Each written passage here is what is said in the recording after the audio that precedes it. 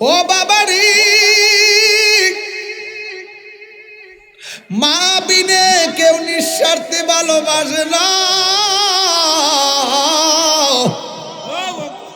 যার মা নাই সে বুঝে মা হারা ব্যথা কত। আমি তাগিরি বাবা হারাইছি, আমি জানি বাবা হারা ব্যথা কত। ফুট ফুট করতে করতে কোমরে ব্যথা কইরে ভালাইছে। আরে ফুতের ফিউচার ভাবতে ভাবতে নিজের খাওয়ানোর কথা ভাবে নাই, নিজের ঘুমের কথা ভাবে নাই, নিজের কাফের কথা ভাবে নাই। একটু 10টা টাকা থাকলে আমার ফুলার জন্য ভালো হবে, চিকিৎসাটা পর্যন্ত করে নাই। বুড়া বয়সে কম্পনটা লইয়া দাঁড়াইতে পারে না। আর তুমি সন্তান যখন ওই বাপটার খবর নাও না, বাপটাকে করলাম কি, কার লাগা কি করলাম। ওই মা যদি কই পুত্রে করলে কি, হাত দিলে বদুয়া দেওয়ার লাগতো না, তোর জীবন ধ্বংস হয়ে যাবে। কথা কোন ঠিক কিনা? আঁচল দিয়ে মুছে নাকি, আঁচল দিয়ে মুছে নাকি আমার চোখের পানি। হাইরে মা জননী আমার, হাইরে মা জননী, হাইরে মা জননী আমার, হাইরে মা জননী। আমি কেমন করে দেব মাটি তোমার কবরে, মা তুমি আমার আগে যেও না গো মরে। মা মাটা বসে মরে গেছে গা, হ্যাঁ মাটা মরে গেছে গা, আড়াইবনি এই জন্য গেছে গা, আড়াইতো না। যারা আছে দাঁত থাকতে দাঁতের মূল্য দেন। আমি কেমন করে দেব মাটি তোমার কবরে, মা তুমি আমার আগে যেও না গো মরে। মা তুমি আমার আগে যেও না গো মরে। জিহাদ HD media, the Islamic content creator. গত বছর এই মাহফিলটি আমার ছিল, গত বছর না কয়েকদিন আগে, কয়দিন, অক্টোবরের 5 তারিখে এই মাহফিলটি ছিল। বাড়ি থেকে যখন রওনা হয়েছি আমাকে বলেছেন মাহফিল হবে, কিন্তু আমি যখন ভৈরব এসেছি মুষলধারে বৃষ্টি ছিল, তখন আমাকে বলেছেন যে মাহফিলটি হবে না। আমি ভৈরব থেকে বাড়িতে ফিরে চলে গেছি। এরপর আবার তারা আমাকে দাওয়াত করার জন্য খুব অনুরোধ করছেন। অনুরোধ করার পরে দেখলাম যে আমার একটা সুযোগ আছে, সেটা হলো আজকের 15 ডিসেম্বর আমার বাদ মাগরিব একটি মাহফিল ছিল। বাদ মাগরিব মাহফিলটি ছিল আমার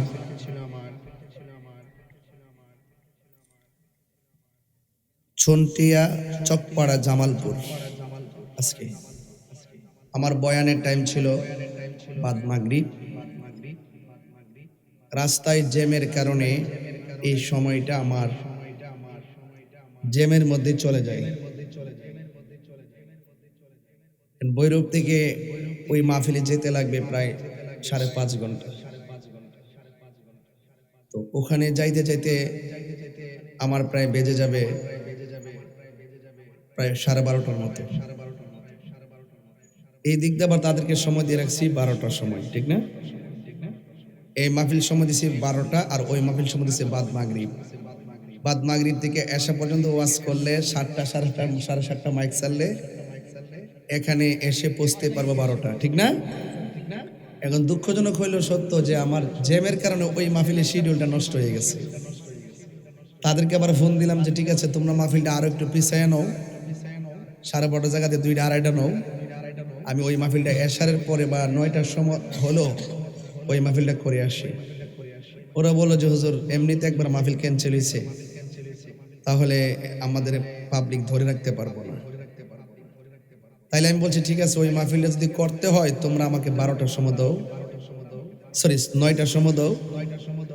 ওই কমিটির লোক আলাপ আলাপ করলাম যে ভাই আমার তো মাগরিবের পরে মাইক ধরা দরকার, তাইলে একটা কাজ করেন, আপনার মাহফিলটা কখন গেলে পারবেন, রাত্রে যতটা সময় আসেন আমরা পারবো। আমি বলছি যে ঠিক আছে, আপনারা যদি ধরে রাখতে পারেন রাত্র যতটাই বাজুক আমি ইনশাল্লাহ যাব। পরে এখন এখানে মাইক ধরার কথা 12টা, এদেরকে আনছি 9টা। এটা ওই মাহফিলের ভালোর জন্য আনছি কিনা, কথা ভালোর জন্য আনছি কিনা। কিন্তু একটু আগে নিউজ পাইলাম আর কি, হয়তো মাহফিল কমিটিরা হয়তো আমার যে জ্যামের কারণে যে রাস্তায় সমস্যা হয়েছে এটা মনে হয় তুইল্লা ধরছিল আর কি, যে হুজুর ইনশাল্লাহ আসবে, তবে একটু পরে আসবে, আপনারা ধৈর্যের সাথে অপেক্ষা করেন। তখন ওই শ্রোতারা যারা আছেন তারা স্টিজ মিস্টিজ বাংসুর টাংসুর করছে। এটা কি হইল? আপনাদের এই মাহফিলটা কত 5ই অক্টোবর হওয়ার কথা ছিল। আমি বাড়ি থেকে ভৈরব চলে আসছি, মাহফিলে আসবো, এখন বৃষ্টির কারণে মাহফিলটা হয় নাই। আমি কি এটা মাইনা নিছি না? কথা কন না কেন? গত 4 দিন আগে আমার মাহফিল ছিল কুমিল্লার, সরি নারায়ণগঞ্জের দিকে। সারা রাত না ঘুমায় সিলেট থেকে দৌড়ায় গেছি ওখানে। মাহফিলে ঢোকার 5 মিনিট আগে আমাকে বলতেছে এখানে নিজেরা পথ পদবি লইয়া এমন এক পরিস্থিতি সৃষ্টি হয়েছে, এক দলকে মাহফিল করবো, আরেক দলকে কেমনে করে দীক্ষা দিব। মানে হেরা দ্বন্দ্বের কারণে আমার ফোনটা কইলো যে হুজুর মাহফিলটা হবে না। আমি কি মাইনা নিছি না? এই জন্য আজকে একদিন হুজুরের সমস্যা হয়েছে, এটা কি মানতে হবে না? কথা কি কোন সভাপতি সাহেব, এটা কি মানতে হবে না? আমার জীবনে কি মাহফিল বন্ধ করার রেকর্ড আছে?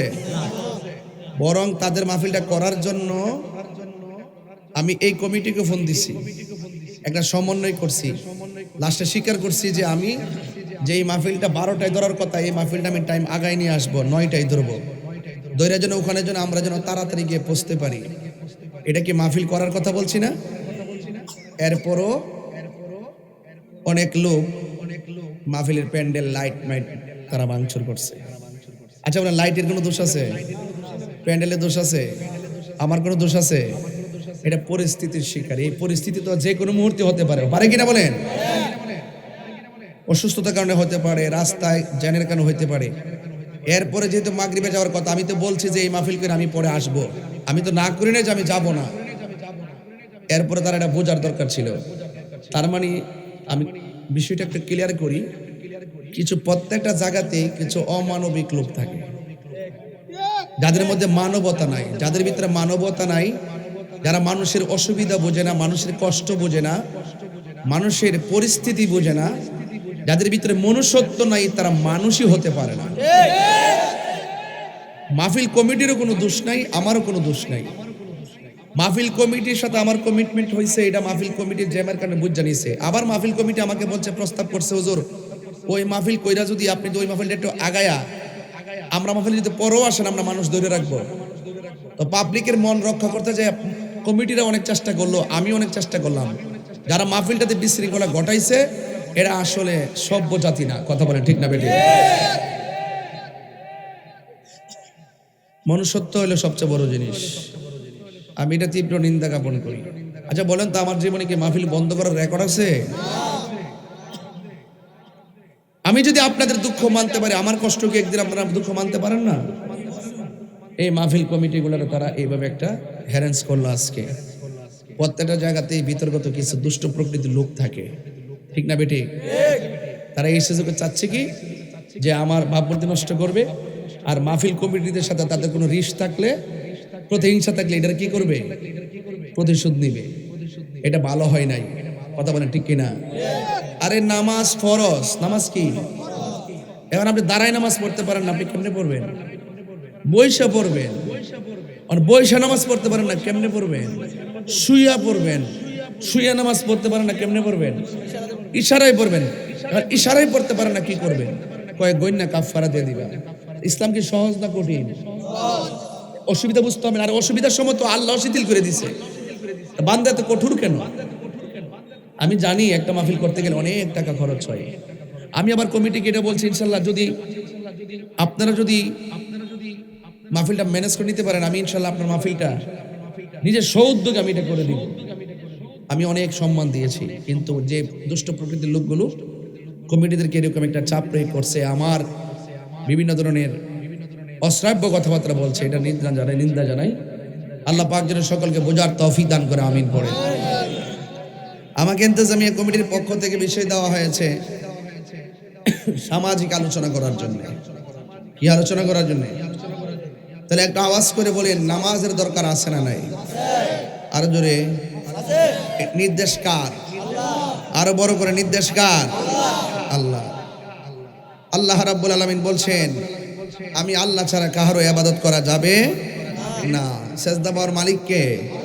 আল্লাহ। আল্লাহ রাব্বুল আলামিন বলেন, ওয়া কাদা রাব্বুকা আল্লা তা'বুদু। আল্লাহ বলছেন তোমাদের উপরে নামাজকে ইবাদত করাকে আবশ্যক করে দেওয়া হয়েছে। বলেন, ইবাদত পাওয়ার মালিক, সেজদা পাওয়ার মালিক। আমরা আল্লাহ ছাড়া কাউকে সেজদা করি? কাউকে সেজদা করি না। এই জন্য আপনাদের খেদমতে আমার অনুরোধ হলো,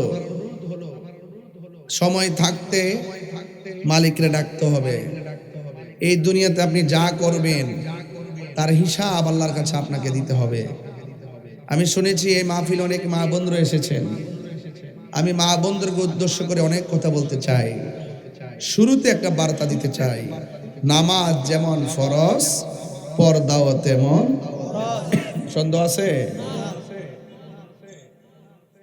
আল্লাহ বলছেন, তোমরা চক্ষুকে অবনত রাখো,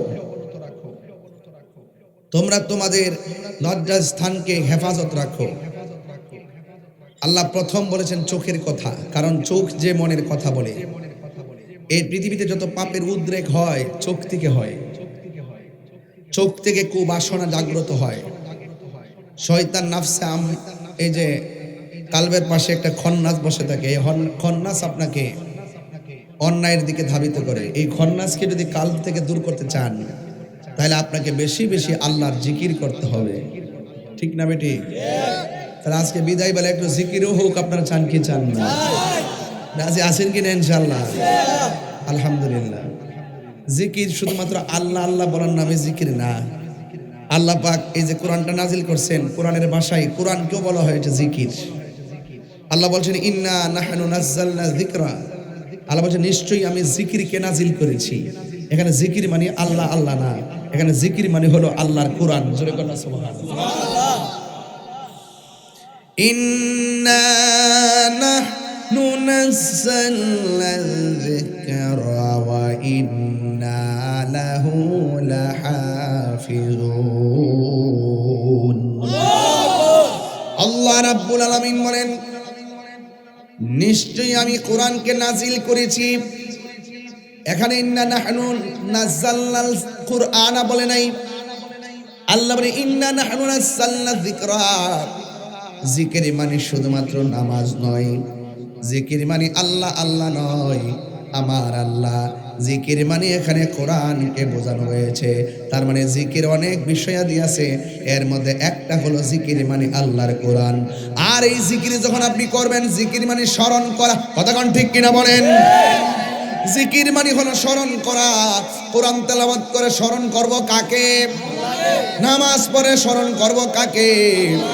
আল্লাহ রাব্বুল আলামিন বলেন, ফাযকুরুনি আযকুরুকুম ওয়াশকুরুলি ওয়ালা তাকফুরুন।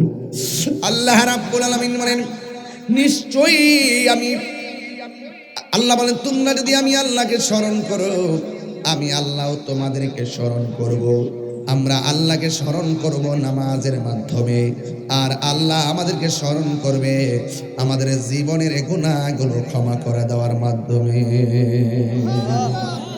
আমাদের গুনাহ আছে না নাই? যা কেউ দেখে না, দেখে কে? এমন কিছু গুনাহ করছো ডানের মানুষ জানে না, বামের মানুষ জানে না, মা জানে না, ভাই জানে না গো, জানে একজন, তিনি কে? এই জন্য আল্লাহকে ফাঁকি দেওয়া যাবে না।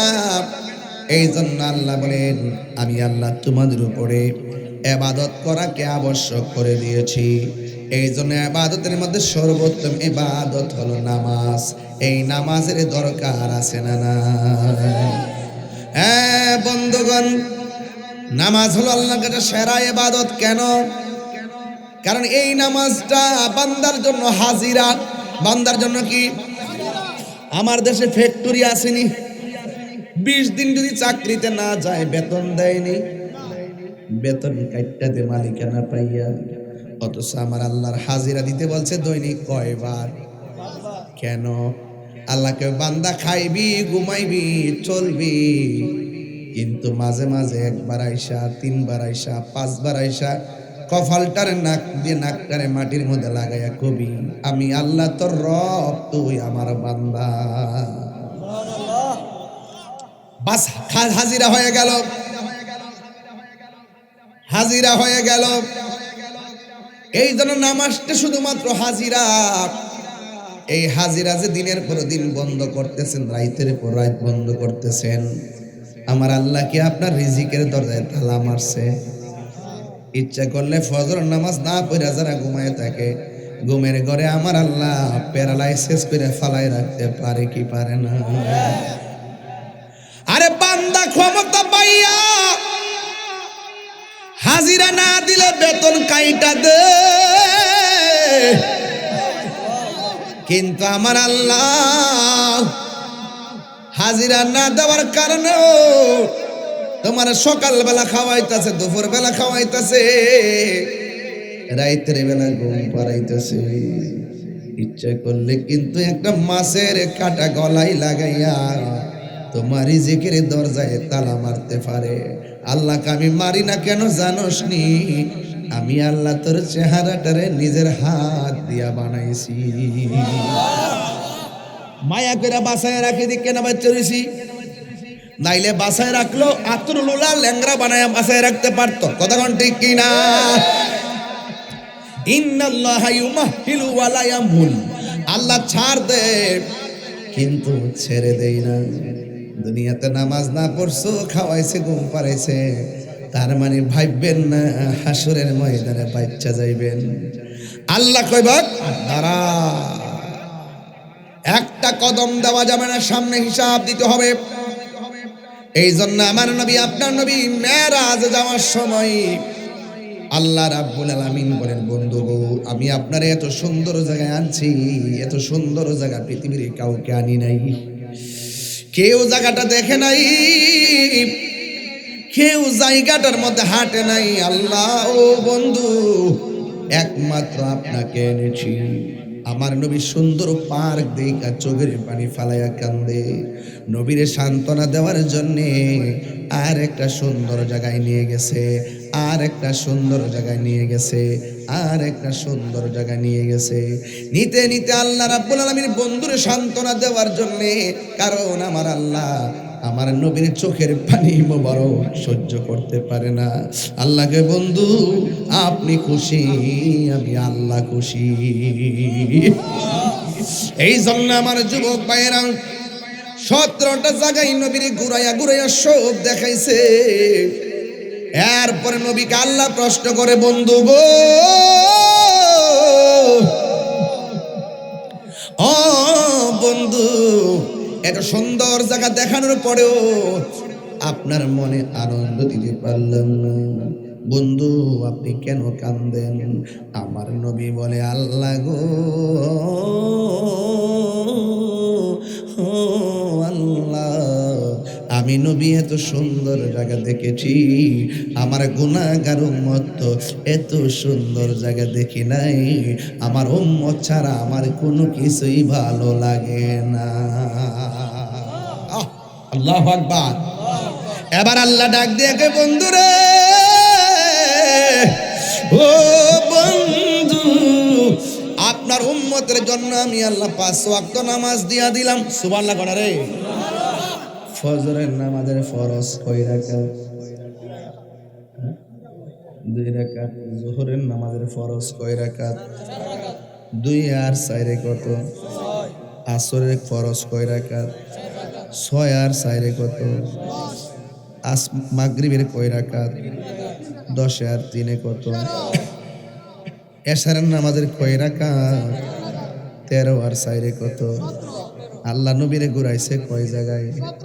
আল্লাহ কয় ও বন্ধু, আপনার উম্মতের মধ্যে এই জায়গায় আপনাকে আনছি, কেউ জায়গাটা দেখে নাই। এই জায়গা দেখে আপনি উম্মতরে স্মরণ করছেন। আপনার উম্মতরে যাইয়া বললেন 5 ওয়াক্ত ফরজের মালা গলায় লাগাইতো। আমি আল্লাহ আপনাকে কথা দিলাম, আপনার উম্মত গুলাকে 17টা জায়গা ঘুরাইয়া আমি আল্লাহ নিজে জান্নাতের টিকিট দিমু। এই নামাজ দরকার আছে না নাই? তাইলে টিকিটের দরকার আছে না নাই? যারা বাড়িতে ঘুরা জান্নাতের টিকিট বেচা আছে না নাই? এই টিকিট নাকি মেজাজটা যে খারাপ আমার। সারাটা জীবন কিতা ওয়াজ করলাম, এবারে ওয়াজ উঠা কবর বলে 2টা প্রশ্ন করবো। ওমা দিনুকা, সারা জীবন পড়ছি তোমার ধর্ম কি? এই বেটা ওয়াজ করে কবর বলে জিগাইব ওমা দিনুকা মানিল তোমার দলের নাম কি? জুতার ব্যবসা বহুত বালা এই ধর্ম ব্যবসার থেকে।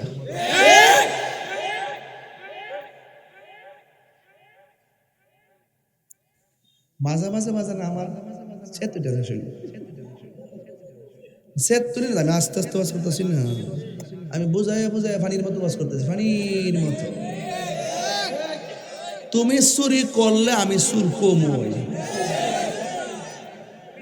তুমি ডাকাতি করলে আমি ডাকাত কমই, তুমি ধর্মের অপব্যাখ্যা করলে আমি ধর্মই। ভালো হয়ে যাও মাসুদ।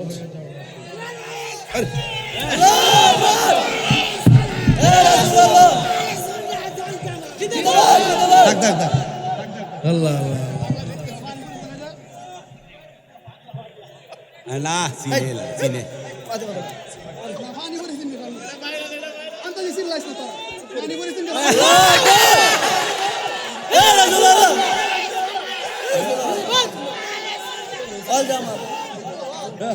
বল মাশাআল্লাহ। নবীর ভাগ বাহ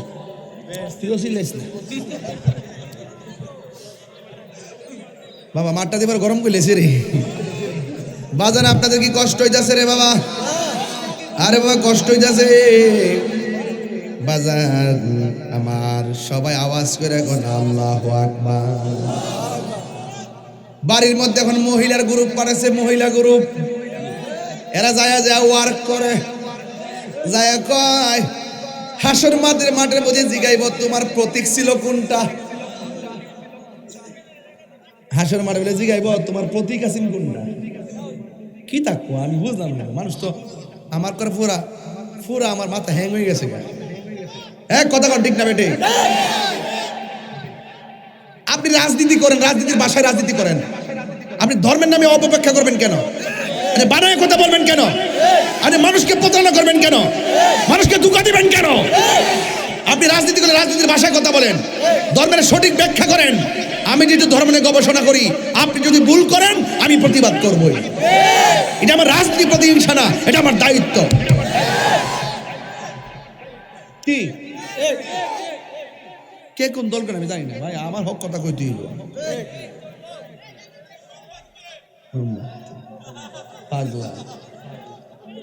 জনম একটা গজল গাই, আর 10 মিনিট দিবেন আমার সময়। জনম জনম যদি গাহি তোমার মহিমা গাওয়া শেষে হবে নাহি। দয়া করো মায়া করো, দয়া করো মায়া করো, ওহে দয়াবান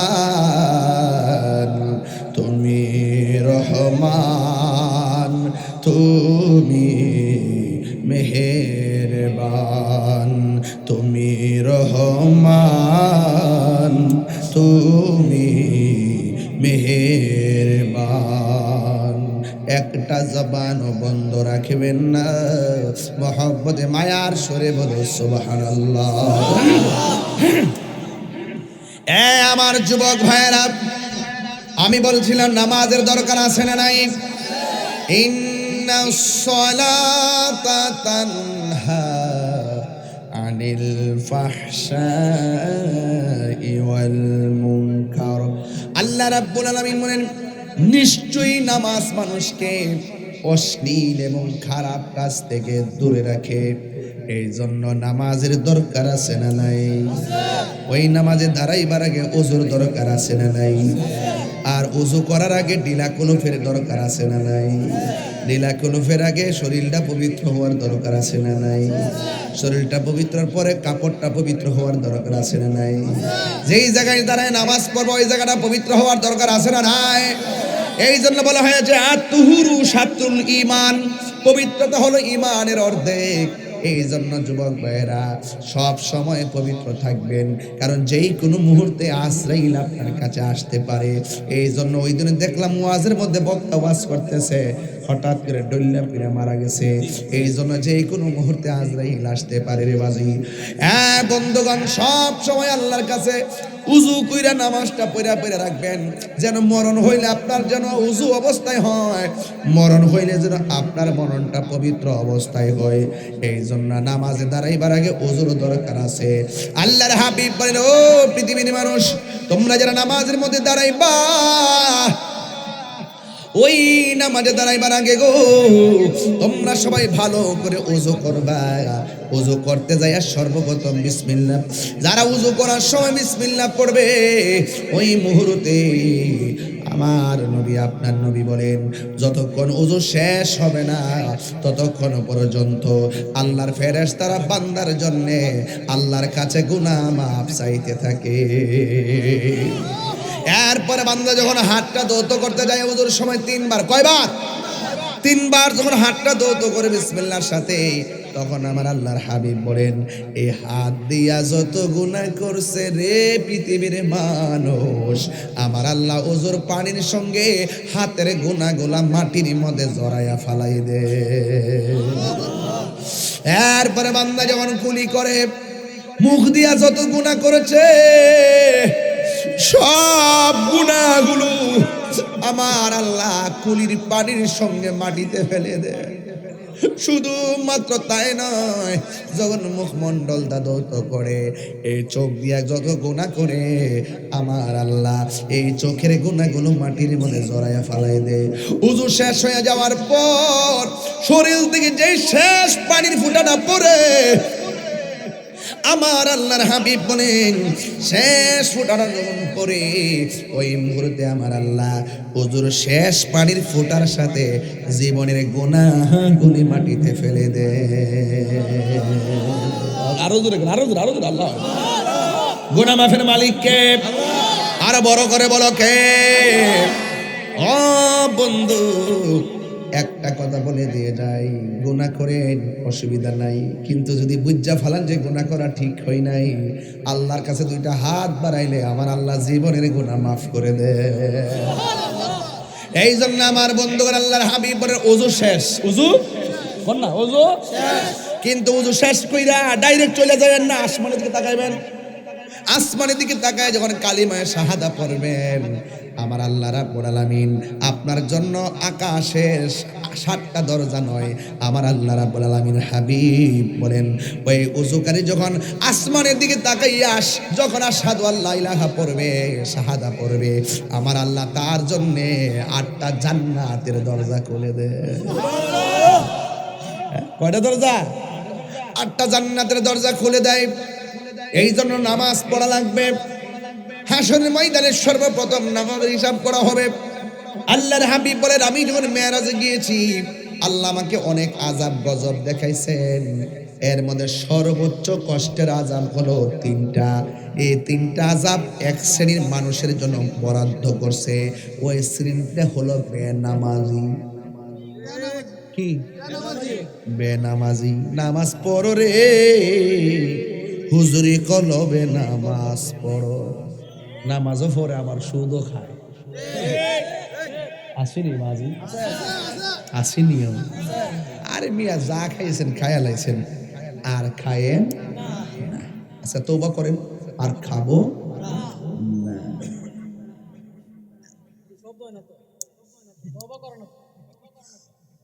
তুই রাখছ এটা একটু কাইটালিস দরকার না ঠিক আছে তো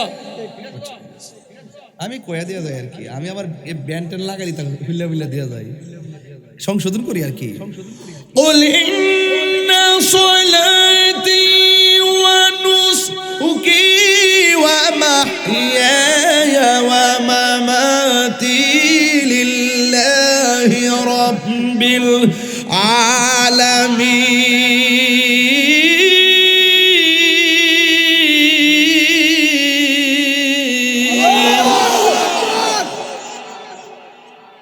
আমার জীবন কার জন্যে আমার মরণ কার জন্যে আমার নামাজ কার জন্যে আমার কুরবানি কার জন্যে একমাত্র আল্লাহর জন্যে এই জন্য আমি বলছি নামাজ পড়ো রে হুজুরে কলবে নামাজ পড়ো যেই নামাজে নবী নাই রে সেই নামাজ কেউ পড়ো না রে নামাজেই নামাজের সরল পথে আনতে পারি ঠিক না ঠিক কি বুঝাইতাম রে বাজার নামাজের ওয়াজ এই জন্য আমি আজকে ইবাদত দিয়ে ওয়াজ শুরু করছি কষ্ট হচ্ছে আপনাদের এই নামাজ দরকার আছে না নাই এই জন্য আমি বলছি নামাজ পড়ি নামাজের মধ্যে এমপি কে সালাম দিলে নামাজ হবে মন্ত্রীকে সালাম দিলে চেয়ারম্যানকে সালাম দিলে মেম্বারকে সালাম দিলেন ওই কাউন্সিলরে সালাম দিলে হ্যাঁ কাউরে সালাম দিলে নামাজ হবে না কিন্তু আমার নবীরে সালাম না দিলে নামাজ বাতিল হয়ে যায় নামাজে সালাম নেই না আল্লাহ পাকে নামাজে সালাম ওয়াজিব করলো নবীজিকে সেই নবীকে ভালোবাসলে থাকবে সুখে সেই নবীকে ভালোবাসলে থাকবে সুখে স্বাদ মিটে না রোজা দেখে রোজা দেখে রোজা দেখে স্বাদ মিটে না রোজা দেখে রোজা দেখে রোজা দেখে নবী দেখতে চাই কি চাই না হাইরে আমার নবী বলে উম্মত আমি সব আযাব দেখছি একটা আযাবের কথা কই নবী বলে আমি যখন মেরাজে গেছি নবী জান্নাত দেখছেনি হাসা ওই বিশ্বাস আসেনি আহলে সুন্নাত ওয়াল জামাত জিন্দাবাদ আহলে সুন্নাত ওয়াল জামাত জিন্দাবাদ জিন্দাবাদ সুন্নিরা এটা বিশ্বাস করে নবী বেহেশতে যায় দেখে একজন মানুষের পায়ের আওয়াজ শোনা যায় সুবহানাল্লাহ বলে রে হায় রে তখন শুধু নবী একা নবী কয় আমি যখন জান্নাতে গেছি যাইয়া দিয়ে একটা মানুষের পায়ের আওয়াজ শোনা যায় নবীরে প্রশ্ন করি ইয়া রাসূলুল্লাহ নবী গো কার পায়ের আওয়াজ শোনা যায় এবার আমার নবী বলে ও পৃথিবীর মানুষ আমি যখন বেহেশতের রুমে রুমে গেলাম যাইয়া দেখি আমার প্রিয় সাহাবী হযরতে বেলালের পায়ের আওয়াজ শোনা যায় দুনিয়াতে নবী আয়েশা বলে বেলাল তুমি কি এমন আমল করো চলাফেরা করো দুনিয়ায় আওয়াজ হয় জান্নাতে কি মজা লাগেনি মজা লাগবে আরো লাগবে আজকে ওয়াজ হইতেছে হাকিকতে নামাজ আলে আপ্পি করে কখনো দাগ ফালাইলে কাম হইতো না বেদ বুঝ নামাজে হারণ লাগবে কথা কোন ঠিক না বেডে বেদ বুঝতে বেদ প্রাণ দয়াল রে গৃহস্থেরা দলে দলে হাঁস মুরগি কতই পালে সন্ধ্যা হলে ডাক দিয়া লয় ঘরে যার যত পালিত ছিল সকল রে তো ঘরে নিল আমি একা রইলাম অন্ধকারে প্রাণ দয়াল রে সন্ধ্যা হইল ডাকে দিলে না মোরে প্রাণ দয়াল রে আর পরীক্ষার সময় নাই, করো জোরে ক্ষমা চাই, শেষের খেয়া না নিলাই আমারে, আমার দিন কি এমনি যাবে, লোকে তোমায় কি বলিবে, এই দুঃখ রইল তাহিরির অন্তরে, প্রাণ দয়াল রে, সন্ধ্যা হইল ডাকে দিলে না রে। কিও ও কলাতলির বাবা, ফুসকুনি আসেনি, হাঁস আসেনি?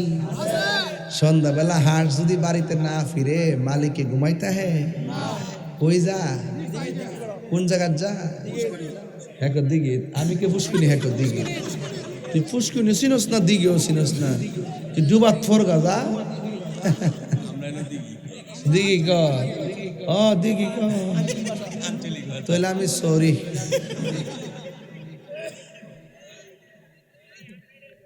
আজকে জিকির হইব নি বলা মান্ডি রাখ বাবা। ফুসকুনি বা দিঘির মধ্যে হাঁস গেলে সন্ধ্যাবেলা না ফিরলে মালিকে খুঁজতে যায় কি যায় না? যায় কো সুই সুই, তুই তুই কই নিও, তুই তো হাসে ক,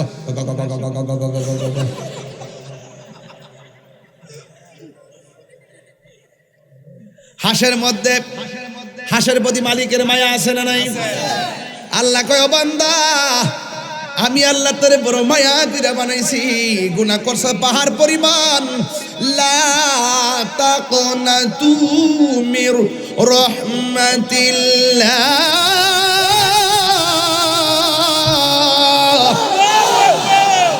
পাহাড় পরিমাণ গুনাহ কইরা এলোমেলো হইয়া গেছো, আল্লাহকে বান্দা আমার রহমতিকে নিরাশ হইস না, পাহাড় পরিমাণ গুনাহ কইরা তোরা চলে গেছিস বহুদূর, মসজিদে আয়স না, আমার খবর লস না, ও বান্দা আমি তোরে বড় মায়া কইরা বানাইছি, আমার আল্লাহকে রহমতিকে নিরাশ হইস না, ডাকতাছি আয় আয় তওবা কর, গুনাহ মাফ করে দিব।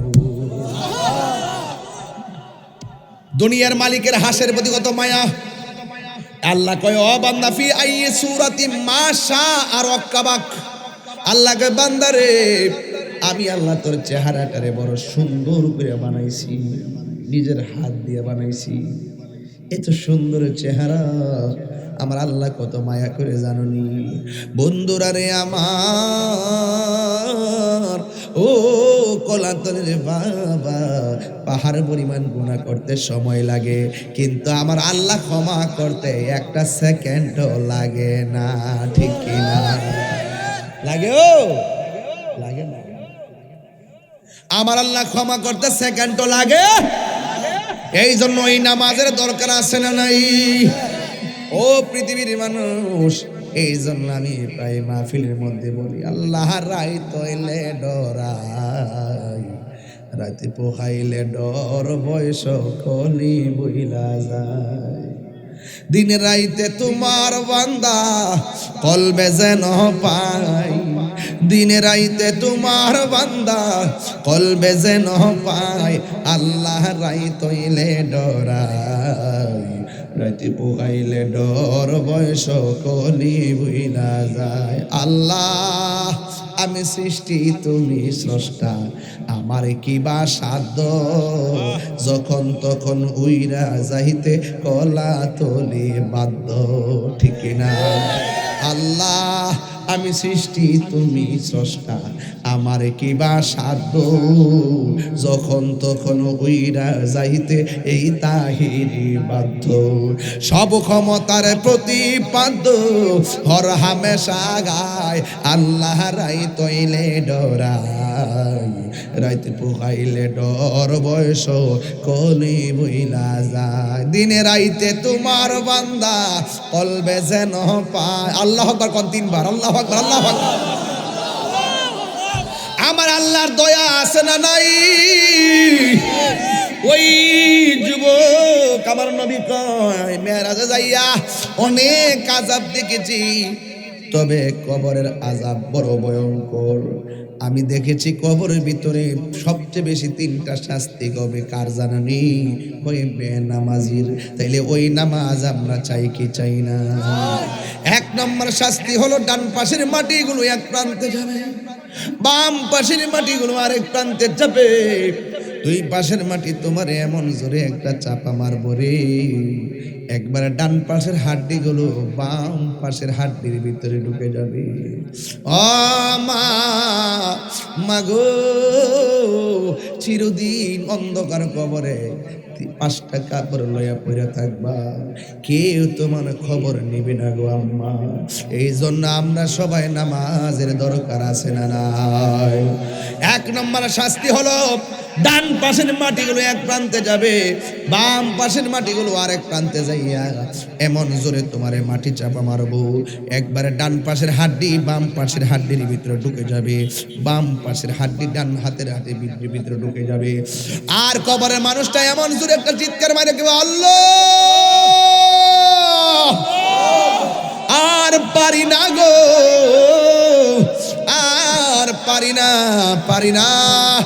ও বন্ধু, এই কথা বইলা বইলা কান্না করবে, কিন্তু একটা কথা মনে রাখবেন, কবরে গেলে আর ফিরে ঘরে আসার সুযোগ নাই। কথা কোন ঠিক কিনা? হ্যালো হ্যালো, এই মাইকের সাউন্ড করে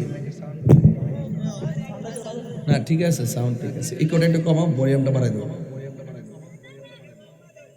শুকরান, আল্লাহু আকবার। এই জন্য 2 নম্বর শাস্তি হলো কবরের মাটি তোমাকে এমন জোরে চাপা দিব, ও যুবকের দল, ওই চাপার কারণে তোমার হাড্ডিগুলা গোড়া হয়ে যাবে। আর আপনার আমার জন্য শুনেন, কবরের ভিতরে জাহান্নামের আগুনের তাপ দিয়ে দিবে, এই তাপ আপনি সহ্য করতে পারবেন না। ও বন্ধুরে, শুধুমাত্র তাই নয়, ওই কবরের ভিতরে বিচ্ছু ঢুকাইয়া দিবে, এই কবরের কষ্টের ভাগ পৃথিবীর কোনো মানুষ নিবে না। দুনিয়ার সন্তান টাকার ভাগের জন্য পাগল, কথা কোন ঠিক কিনা? দুনিয়ার মানুষ সম্পত্তির ভাগের জন্য পাগল, কিন্তু কবরের কষ্টের ভাগ কেউ নিবে না। এই কবরে যাওয়ার আগে নামাজের দরকার আছে না?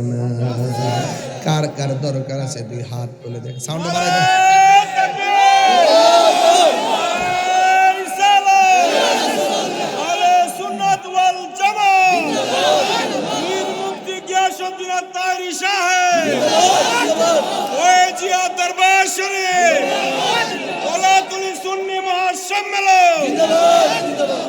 আল্লাহু আকবার বলেন। নামাজের দরকার আছে না নাই? এই যে দেখেন, 1 ঘন্টার উপরে শুধু ইবাদতের ওয়াজ করছে। ইবাদত হবে কার? আরে কথা কোন, ইবাদত হবে কার? নামাজের দরকার আছে না নাই?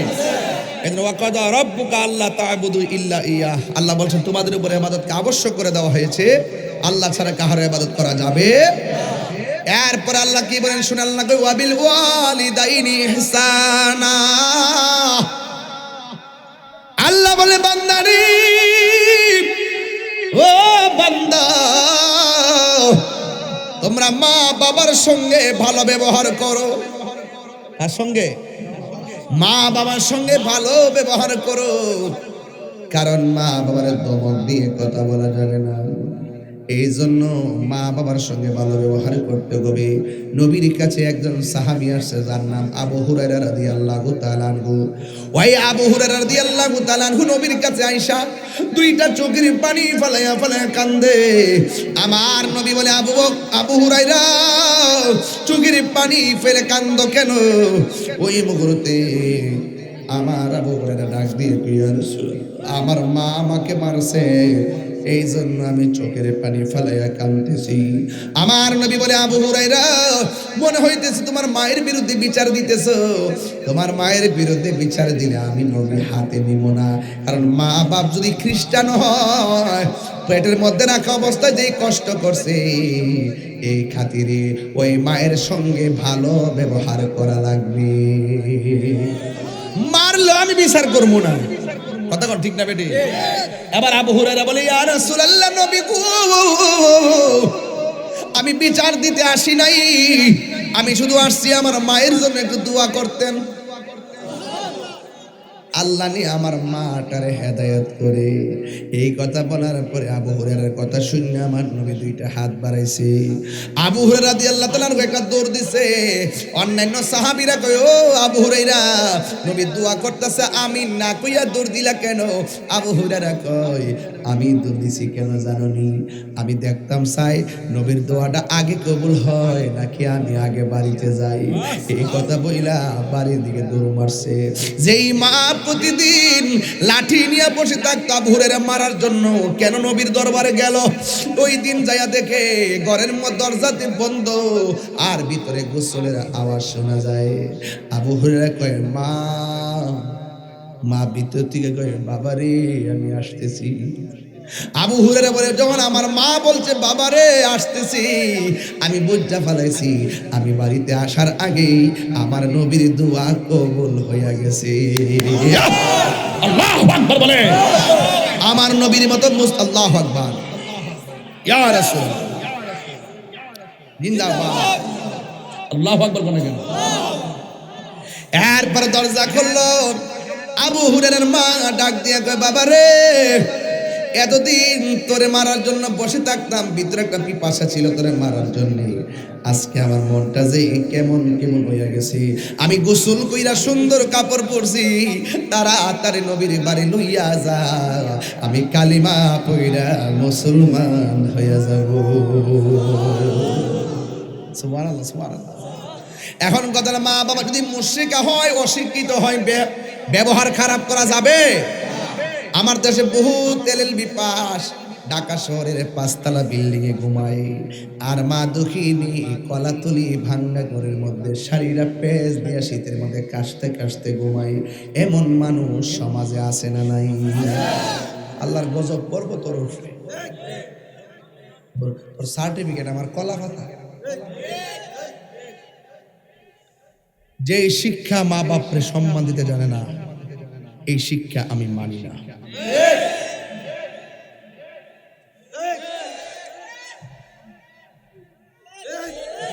ছেলে যখন বেকার থাকে, হ্যাঁ শোনেন, ছেলে যখন বেকার থাকে তখন মা বাপরে খুব সম্মান দেয়। আর মা বাপ কষ্ট করে সন্তানটা মানুষ করার পর যখন মা বাপ বেকার হয়ে যায়, সন্তান যখন টেহারুজি করে, তোর মা বাপের মূল্য আর থাকে?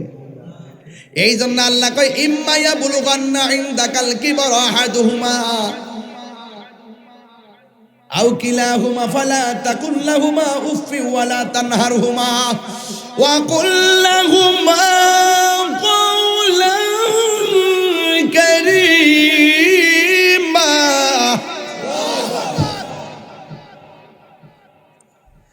মা বাবার দুইজন যদি বুড়াও হইয়া যায়, মা বাবার সঙ্গে খারাপ ব্যবহার করা যাবে, ধমক দিয়ে কথা বলা যাবে না। এখন বলেন হুজুর কি ব্যবহার করো? আমার যুবক ভাইরা, আমার আল্লাহ বলেন, ওয়া কুল লাহুমা কওলান কারীমা, মা বাবার সঙ্গে সম্মানজনক ব্যবহার করো। ওয়াখফিজ লাহুমা জানাহা যুল্লি মিনার রাহমাহ, নম্রতা সামিয়ানা বিছায়া কথা বলো।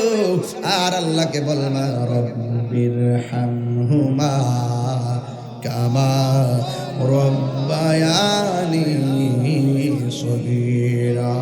আল্লাহরে বলবা, ও আল্লাহ, আমার মা বাবার উপরে তুমি রহম করো, যেমন করে আমার মা বাবা ছোটবেলায় আমার মায়া করছে। শীতের দিন মায়ের ডান পাশে পেশাব করলাম, মা দক্ষিণী বাম পাশে নিয়ে গেল, বাম পাশে পেশাব করলাম, মা দক্ষিণী বুকের উপরে নিয়ে আসলো। এরপরে মা দক্ষিণী আমাকে কোলে নিয়ে মাটিতে বসলো। সারা রাত মা না ঘুমায়া কাটায় দিছে, কিন্তু মা দক্ষিণী সন্তানকে কষ্ট দেয় নাই। এই জন্য আমার আল্লাহ বলেন, ওয়াহনান আলা ওয়াহনিন, এই পৃথিবীর মধ্যে সব চাইতে বেশি কষ্ট করে মা। ওই মা যার দুঃখিনী সংসারে নাই, বাড়িতে দরজা খুললে মার কথা মনে হবে। ওই বাপ যার ঘরের মধ্যে নাই, দরজাটা খুললে বাবার কথা মনে হবে। আমি গুনাহগার, আমার বাবারে হারাইছি, আমি জানি বাবা হারানোর ব্যথা কত। যে মা হারাইছে, মা হারা ব্যথা কত সে জানে। এই পৃথিবীর সবাই নিঃস্বার্থে, এই দুনিয়ার সবাই স্বার্থে দোয়া করে, স্বার্থ নিয়ে ভালোবাসে।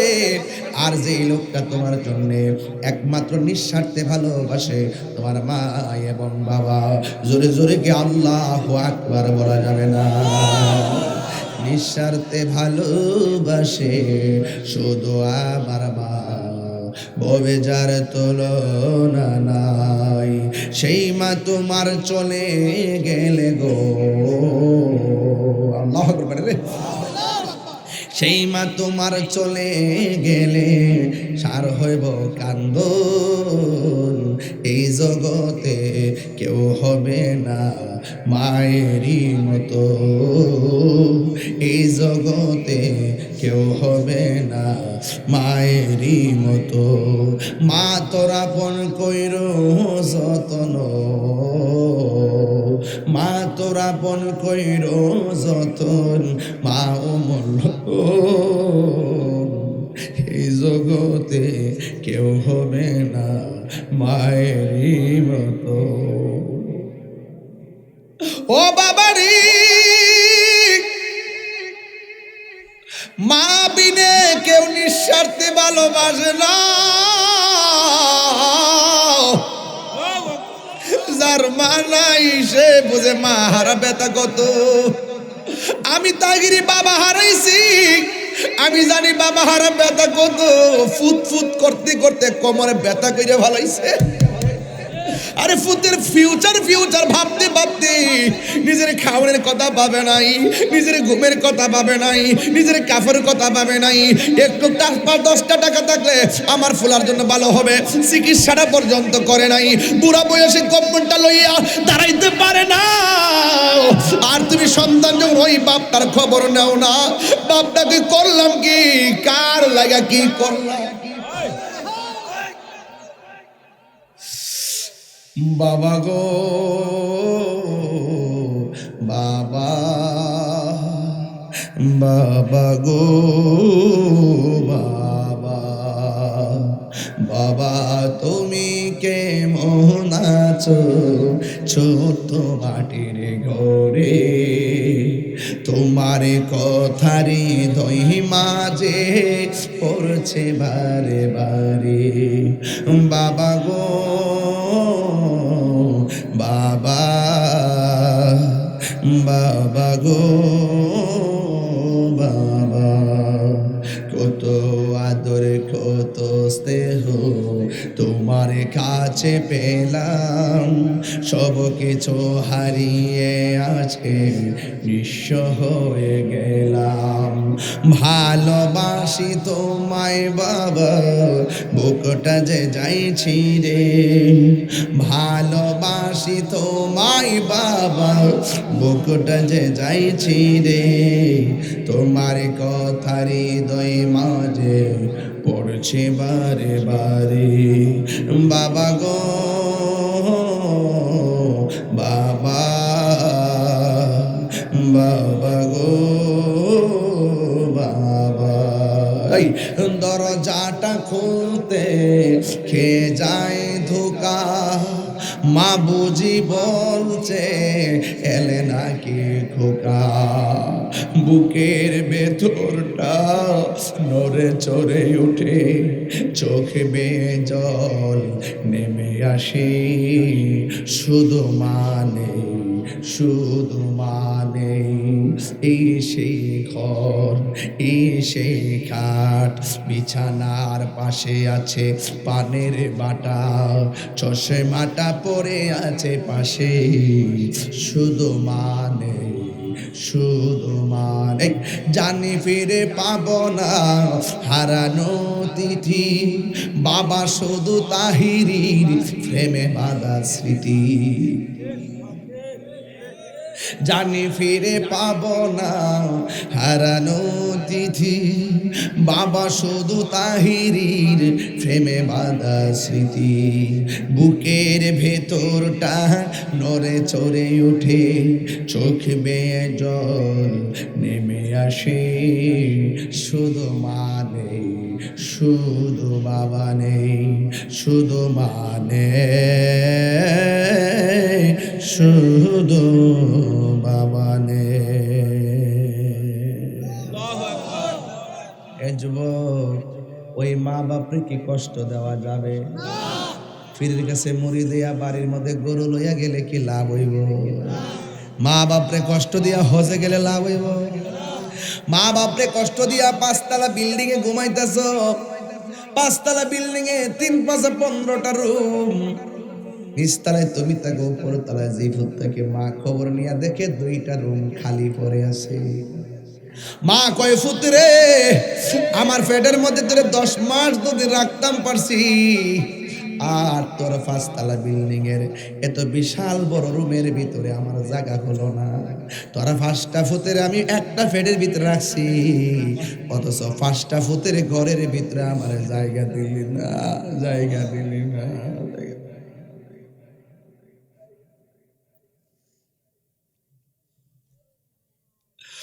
ওই মা যদি কই ফুতরে করলে কি, হাত দিলে বদুয়া দেওয়ার লাগতো না, তোর জীবন ধ্বংস হয়ে যাবে। কথা কোন ঠিক কিনা? হাত দিলে বদুয়া দেওয়ার লাগবে। এই জন্য যদি মা বাপরে কষ্ট দিয়ে দেখি, আল্লাহর কই আল্লাহ মেহেরবানি করে মেরে মাফ করে দাও। আল্লাহর হাবিব একদিন গোরস্থানের মধ্যে গেলেন, স্লোগান দো, স্লোগান দো,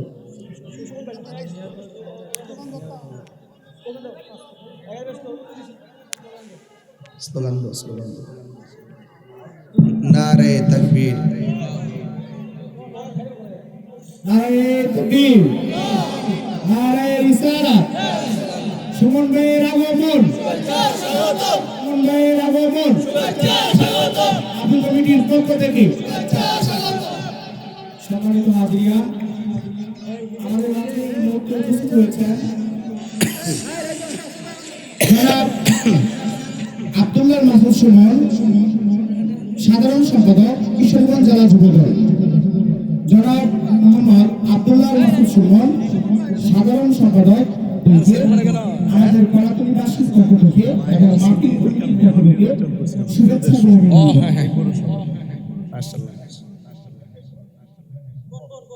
বসে থাকো, বসে থাকো, মাশাআল্লাহ। শোনো, আমি তোমার আগে তেছি মারহাবা, জোরে বল।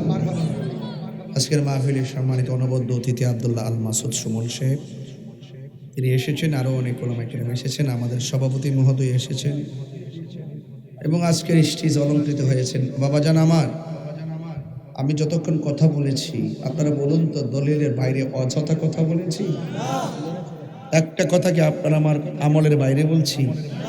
আজকে ওয়াজের বিষয় হলো 2টা, একটা হলো ইবাদত আর একটা খেদমত। একটা ইবাদত আর একটা তো খেদমতের, ইবাদতের ওয়াজ শেষ করছি, খেদমতের ওয়াজ শুরু করছি। আপনার কি কষ্ট হইতাছে? আর একটু সামনে গেলে কষ্ট হইব? হ্যাঁ, তুমি তো সারাত কইবই, সরকারি মানুষ তো, দেশ তো তুমি চালাইতেছো, চললে অসুবিধা না। না যাই হোক বাবা, আপনারা যে কষ্ট করছো, আমার তো হাজিরাটা মিস হয়েছে, তোমরা তো আরাম পাইলিস, এটা তো বুঝো, এটা বুঝো না। হ্যাঁ, পাগলা এই মাহফিলের কারণ আবার এই মাহফিল বাদ গেছে। কি মনে করো বাইরে বাইরে ধোঁয়া উঠছে? তাহিরি যদি কোনো অন্য মিস হয়ে গেলে খবর আছে, এই গ্যালারি ভিডিও করে রাখ, এই পুরা গ্যালারি রেডি করে রাখ, কারণ এটা কামে লাগবো, কারণ একটা ইয়াজিত হয়েছে। আর তুই আর কইতেছ রে? ও আচ্ছা, আগলা রে আগলা। বাবা আপনার কি কষ্ট হইতেছে? কেউ মা বাপরে কষ্ট দিয়া ফিরের কাছে মুড়ি দিয়া বাড়ির মধ্যে গরু একটা লয়ে গেলে কাম হইব নি? যে হিসাব কইব মা বাপের খেদমত লাগতো না, এটা হিসাব না, এটা পেশাব। হাত লাগা, হাত লাগা, হাত লাগা, ঠিক করে।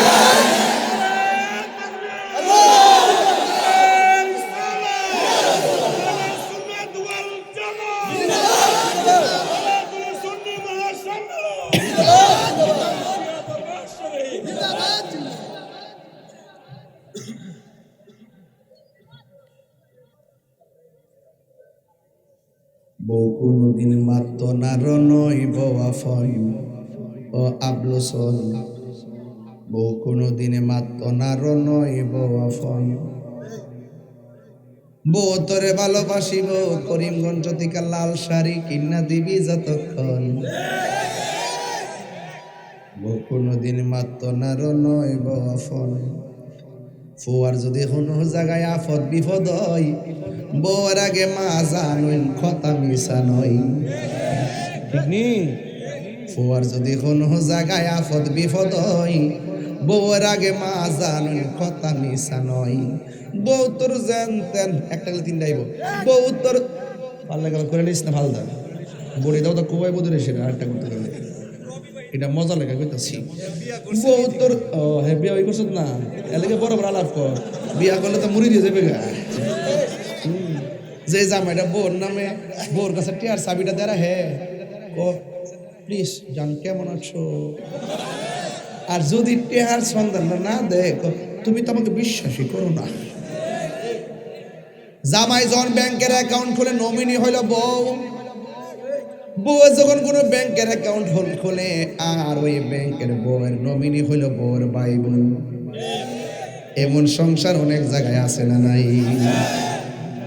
স্বামীর বাড়িটারে নিজের বাড়ি মনে করতে হবে, শাশুড়িটাকে নিজের মায়ের মতো মনে করতে হবে। কথা বলেন ঠিক কিনা? শ্বশুর শাশুড়িটা ছেলের বউটাকে নিজের মেয়ের মতো মনে করতে হবে। এই দুইটা কনসেপ্ট যখন ক্লিয়ার হয়ে যাবে এই ঘরের মধ্যে কোনোদিন ঝগড়া হবে না। ঠিক কিনা? হইব? এক হাতে তালি বাজে না, এক হাতে। ও শাশুড়ি আম্মা আপনি একদিন বউ ছিলেন। ও বউ একদিন তুমিও শাশুড়ি হইবা। তুমি যদি তোমার শাশুড়িকে হাতের আঙ্গুল দেখাও তোমার ছেলের বউ একদিন তোমাকে পায়ের আঙ্গুল দেখাবে। কথা বলা ঠিক কিনা?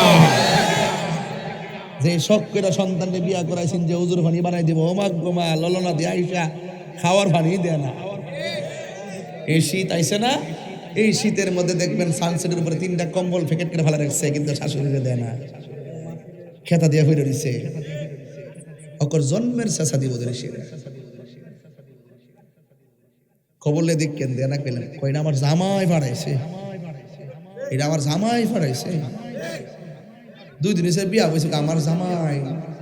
আর মা এতদিন লালন পালন কইরা মানুষ করলো আর মা কইতারে না যে আমার পুত বউয়ের ডরে। কথা কর ঠিক নিও?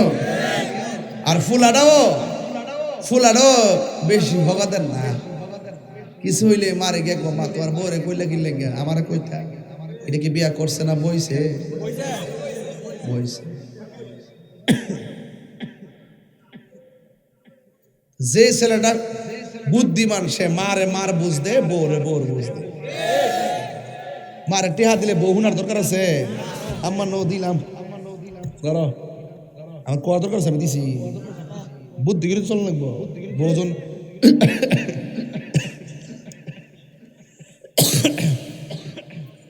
ফুলাক আমার কাছে কইলা না কিনলে মা কইতে ফুল আমি তোর কইতাম রে ফুল। ও বিয়া করে বিয়া করায় আমার আহ হইছে। জামাইদের বিদেশ থেকে আয়ে মা তখন চেহারা ফেলছা আর বউ হাতের ফাইল কয়টা গাঁটটি আনছে। এই কলাতলি যদি ঘুরি 70% পরিবারের ভিতরে অভিযোগ দিব ফুলার বউয়ের বিরুদ্ধে। কথা কোন ঠিক না? 70টা বুড়া বেটি কইব বেটা কইব হুজুর শান্তিতে নাই, আমার ফুটটা আমার কষ্ট দেয়, খবর নেয় না। এক কথা কোন ঠিক না বেটে?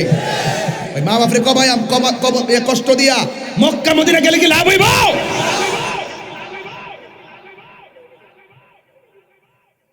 হ্যাঁ মক্কা মদিনা গেলে লাভ হয়ে যাবো গা? আল্লাহর ভয় আলিবা রিদার রাব্বি ফি রিদাল ওয়ালিদাইন ওয়া সাকাতুর রাব্বি ফি সাকাতিল ওয়ালিদাইন।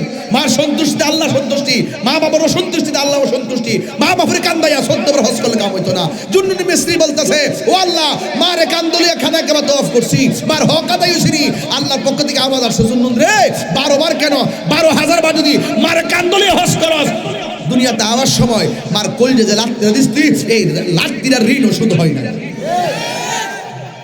আর এক কেজি আঙ্গুর ফল দিয়া নাতা সেমডেট দিয়া মার হক আদায় করে নিয়েছে। বাপ রে বাপ সর্দারি খেতেরিটা খেতে ভাঙ্গে, খেতেরিটা খেতেই ভাঙ্গে। খবরদার আমার যুবকদেরকে বলতে চাই আমরা মা বাবার খেদমত চাই কি চাই না? আমা কেন এত দামি জানেন না সকলে বলো দামি জানেন না সকলে জানতো যদি পড়তো দেখে কোরআন হাদিস খুলে একটি হজের সওয়াব মিলে একটি হজের সওয়াব মিলে মাকে একবার দেখিলে দেখিলে মা কেন এত দামি জানেন না সকলে বলো মা কেন এত দামি জানেন না সকলে দুটি বছর পান করালো মায়ের বুকের দুধ কুলে পিঠে নিয়ে আমায় দিতেন কত সুখ সেই মায়ের কষ্ট দিলে সেই মায়ের কষ্ট দিলে খুদার আরো সতলে মা কেন এত দামি জানেন না সকলে বলো মা কেন এত দামি জানেন না সকলে মায়ের প্রসবের কালে কত কষ্ট পায় বেঘোষ হইয়া পড়ে মায়ের আপন বিছানায় সেই মায়ের দুঃখ দিলে সেই খুদার আরো সটলে মা কেন এত দামি জানেন না সকলে বলো মা কেন এত দামি জানেন না সকলে জানতো যদি পড়তো দেখে কোরআন হাদিস খুলে একটি হজের সওয়াব মিলে একটি হজের মিলে মাকে একবার দেখিলে মা কেন এত দামি জানেন না সকলে বলো মা কেন এত দামি জানেন না সকলে জানতো যদি পড়তো দেখে কোরআন হাদিস খুলে মকবুল হজের সওয়াব মিলে মকবুল হজের সওয়াব মিলে মাকে একবার দেখিলে দেখিলে মা কেন এত দামি জানেন না সকলে বলুন মা কেন জানেন না সকলে জোরে জোরে কি আল্লাহু আকবার বলা যাবে না এ বন্ধু আমার নবী আপনার নবী একদিন গুরুস্থানে গেলেন যাইয়া দেখে সব কবরের ভিতরে মানুষগুলো আরামে ঘুমাইতেছে সুবহানাল্লাহ প্রত্যেকটা দেহের ভিতরে আমার আল্লাহ জান্নাতের গালিচা বিছায় রাখ আওয়াজ করে এখন আমার নবী উপরে থাকলেও কবরের আযাব দেখার ক্ষমতা আছে না নাই আমার নবী আপনার নবী ওই গুরুস্থানে গিয়ে সব কবরের দিকে তাকায়া তাকায় মুস্কি মুস্কি হাসলেন আর একটা কবরের কাছে যাইয়া আমার নবী চোখের পানি মুবারক ছেড়ে ছেড়ে কান্না শুরু করলেন সাহাবীরা ডাক দিয়ে কয় ইয়া রাসূল আল্লাহু আকবার জোরে হবে ইয়া রাসূলুল্লাহ নবী গো ও মায়ার নবীজি আপনি যে দেখলেন সব কবরের দিকে তাকায়া হাসলেন একটা কবরের ভিতরে যাইয়া কেন আপনি চোখের পানি ফেলাইয়া কাঁদলেন এই কথা বলার পরে আমার নবী ডাক দিয়ে কয় ও সাহাবীরা তাড়াতাড়ি বাজারে যাও বাজারে যাইয়া এলান করো এই গুরুস্থানে আপনজনদেরকে যাদেরকে শোয়াইছে সবাই যেন যার যার কবরের পারে এসে দাঁড়ায় এবার সবাই এসে দাঁড়াইলো আর সাহাবায়ে কেরাম মনে মনে কল্পনা করেন কি কল্পনা করেন জানেননি সাহাবায়ে কেরাম মনে মনে কল্পনা করেন যে এই কবরটাতে কে আসে দেখি যে এই কবরে আমার নবী চোখের পানি ফেলায় কাঁদলো এবার সাহাবায়ে কেরাম তাকায়া দেখতেছেন এই কবরের ভিতরে কোনো পুরুষ আসে নাই এই কবরের ভিতরে কোনো ছেলে মানুষ আসে নাই লাঠির মধ্যে বর কইরা কইরা একটা বুড়া মহিলা কবরের পারে এসে দাঁড়ায় গেছে আমার নবী ডাক দিয়া কয় মা গো ও মা এই কবরের পারে এসে আপনি দাঁড়াইলেন আপনি জানেননি এই কবরে কি হইতেছে তবে আমার নবী ডাক দিয়ে কয় মা গো এই কবরের মানুষটা আপনার কি লাগে ওই কবরের মানুষটা আমার ছেলে লাগে আমার নবী ডাক দিয়ে কয় ও মা আপনার ছেলে কবরে কি অবস্থা আছে জানেননি? কয় না জানি না, আল্লাহ এবং তার রাসূল ভালো জানে। এবার আমার নবী ডাক দিয়ে কয় মা গো, আপনার ছেলে কবরের মধ্যে বড় কষ্টে আছে। এই কথা শুনে মা হিল হিল করে হাসি মারছেন, মুচকি মুচকি হাসতেছেন।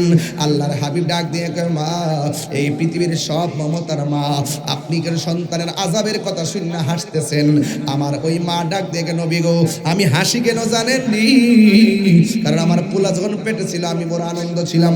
প্রসব দেওয়ার সময় কষ্ট দেওয়ার পর আমি আনন্দ ছিলাম।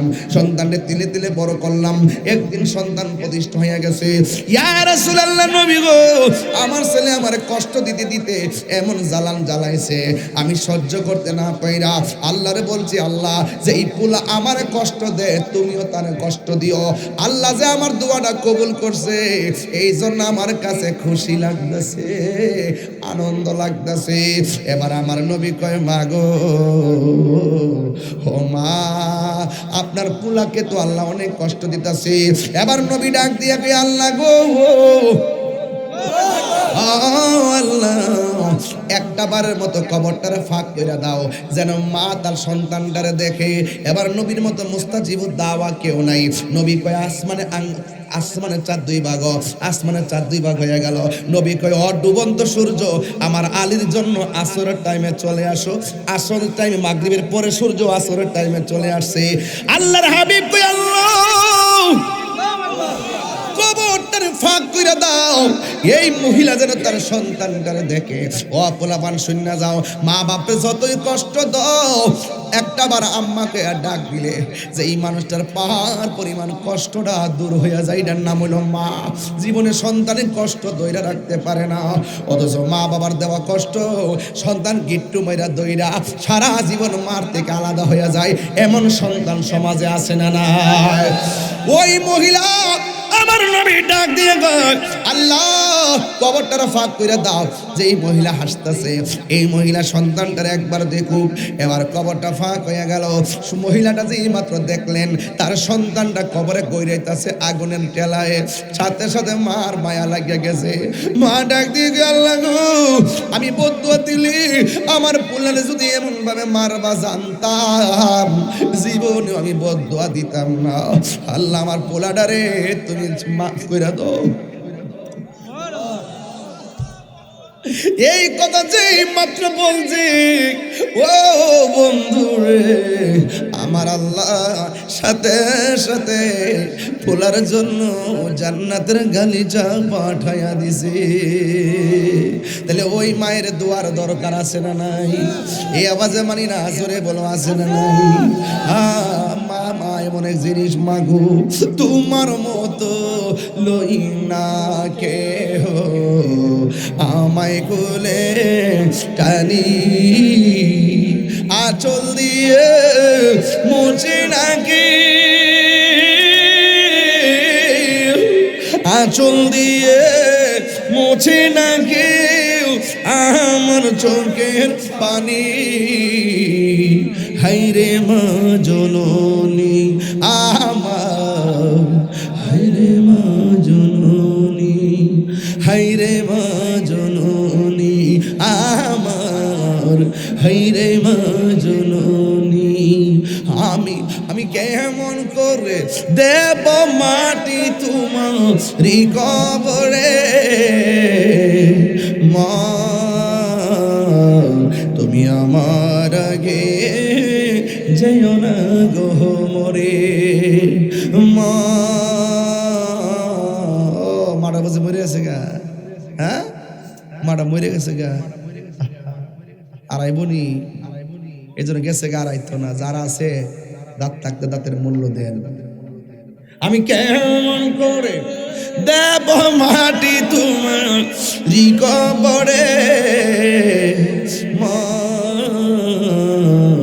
তুমি আমার আগে যেও না গো মরে। মা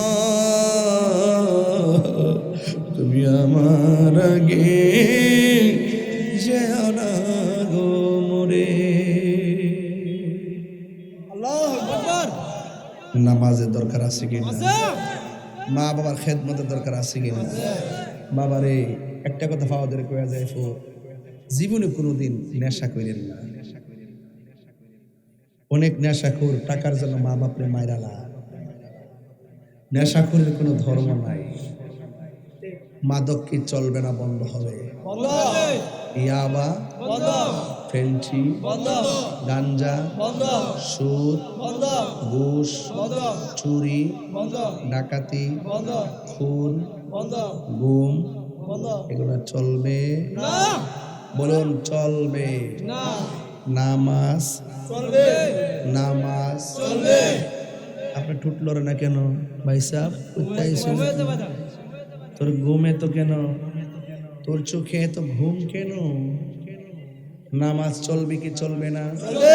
বলে নামাজ চলবে, রোজা চলবে, হজ চলবে, যাকাত চলবে, ইবাদত চলবে, মুহাব্বত চলবে, সোহবত চলবে, খেদমত চলবে, ভালো কথা চলবে, ন্যায্য কথা চলবে, উচিত কথা চলবে, মিলাদ চলবে, কিয়াম চলবে, দরুদ চলবে, সালাম চলবে, মাজার জিয়ারত চলবে, মাজার জিয়ারত চলবে, মাজার জিয়ারত চলবে। আল্লাহ কবুল করুন, আমিন। আসেন দাঁড়িয়ে নবীর সালাম দে ইয়া নবী সালাম